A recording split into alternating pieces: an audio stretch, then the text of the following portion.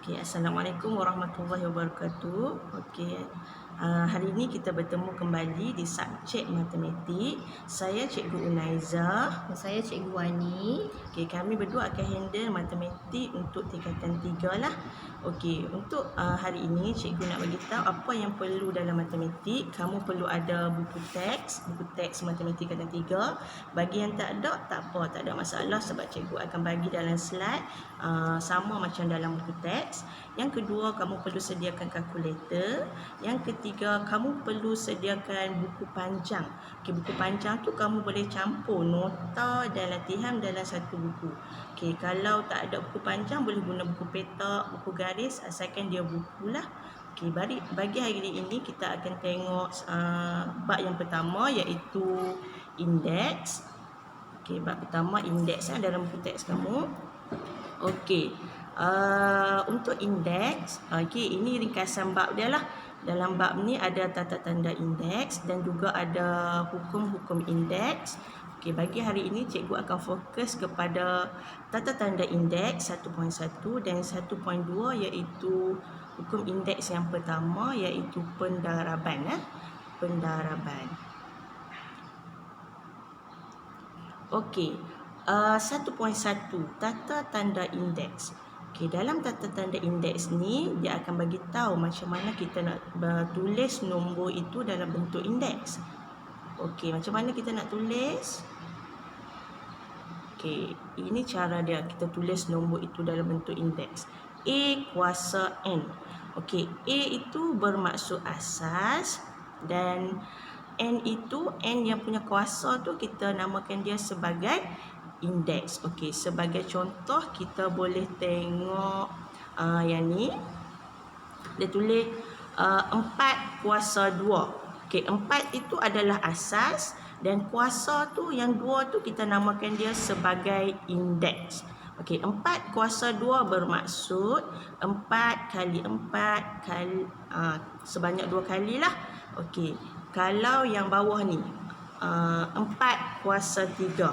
Okey, 4 kuasa 3 bermaksud 4 kali 4 kali 4.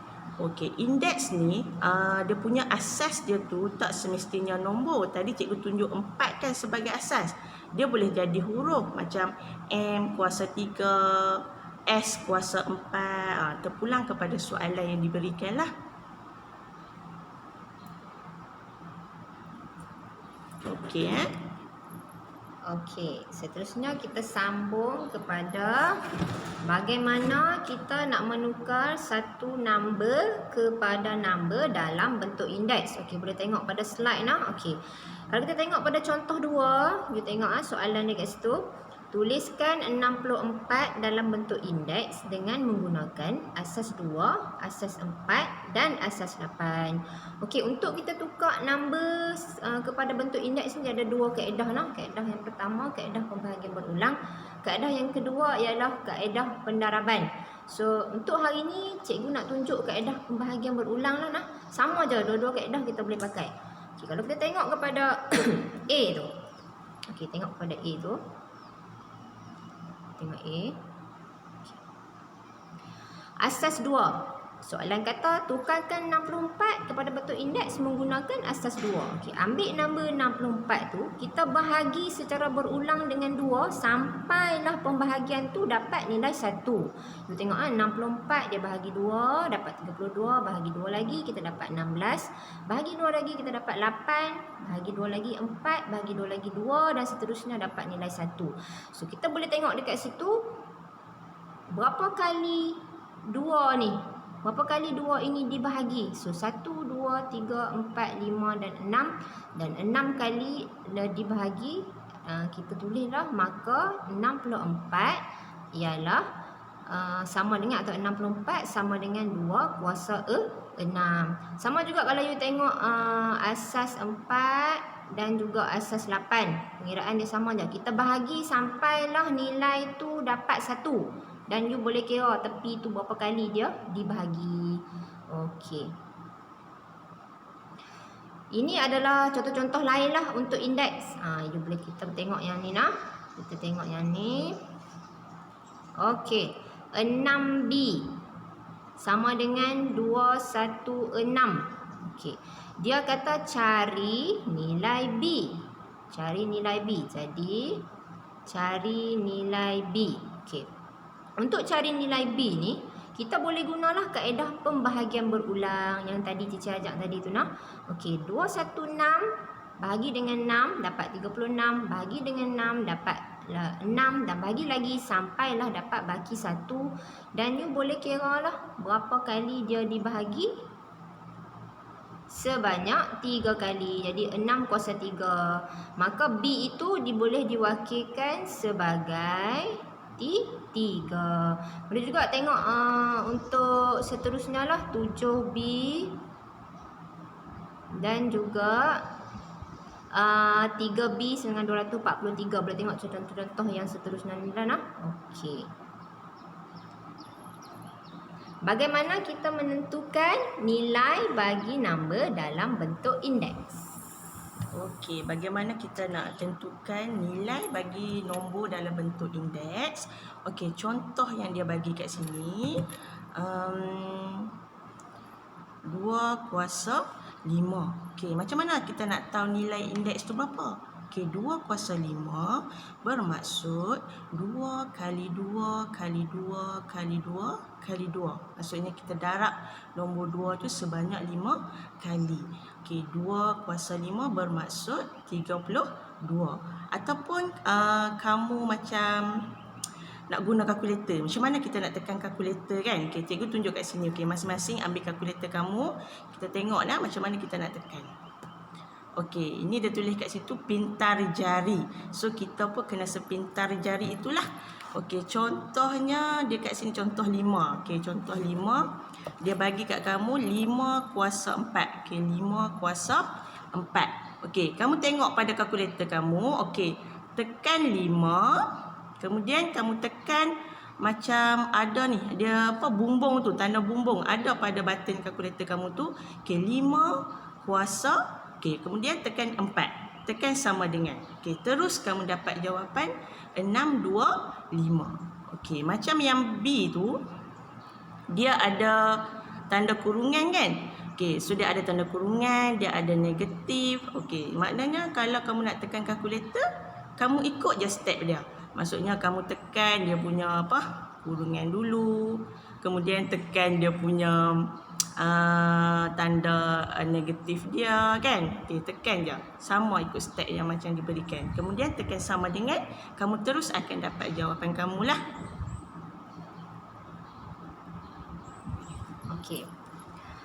Okey, seterusnya kita masuk kepada hukum indeks. Okey, dalam hukum indeks kita ada banyak lah, kita ada 5. Okey, yang pertama pendaraban, pembahagian, kuasa, indeks pecahan, indeks negatif dan indeks sifar. So untuk hari ini kita akan tengok pendaraban. Okey, kalau kita tengok kepada hukum yang dibagi dekat sini. Okey.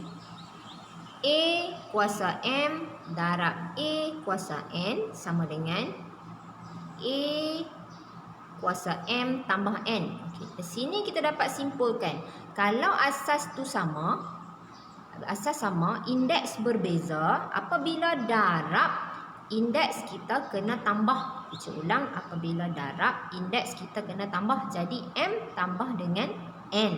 Okey, itu untuk dia punya asas hukum dia lah. Okey, kita boleh tengok kepada contoh lah untuk lebih mudah faham. Tengok contoh 6. Okey, ringkaskan setiap yang berikut. Soalan kata, okey, you tengok pada A. 7 kuasa 2 darab 7 kuasa 3. Okey, you tengok dekat situ. 7 merupakan asas. Yang berbeza di sini ialah indeks. Okey, turunkan 7 sebagai asas. Boleh tengok kepada penyelesaian dia kat sini. Okey, penyelesaian kat sini tengok Okey.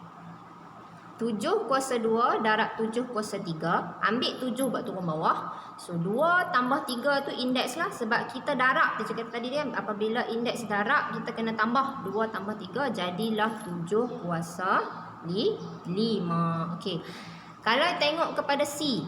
Apabila number bercampur dengan huruf. Okey. 2K kuasa 2 darab 4K kuasa 3. Tengok kat sini. Soalan ni. Okey. keluarkan 2 dan 4. Sebab apa? 2 dan 4 ni untuk operasi perkali. 2 dan 4 tu kita kira sebagai perkali. Asingkan. K itu dikira sebagai asas. Sebab apa? Sama. 2K, 4K. Apa yang sama? K itu sama. Jadinya K itu ialah asas kita lah. Keluarkan perkali 2 darab 4, kita akan dapatlah 8. K tadi tu sebagai asas, kita ambil dia, saya turunkan ke bawah dan tambah indeks di atas lah. Kita kata dah tadi apabila darab indeks perlu ditambah. Jadi 2 tambah 3. Jadi dah 8K kuasa 5. Boleh juga tengok contoh tu sama dengan D. D pun sama, keluarkan perkali, ambil indeks untuk asas M, tambah dekat atas dan kita akan dapat N kuasa 6M kuasa 10. Okey nah. Dan kita nak ingatkan sekali lagi. Apabila apabila asas melibatkan nombor perpuluhan, kita kena kurung. Ingat nah, nombor perpuluhan, nombor negatif, kita kena kurung sebab dia ada indeks dekat atas nah. Okey.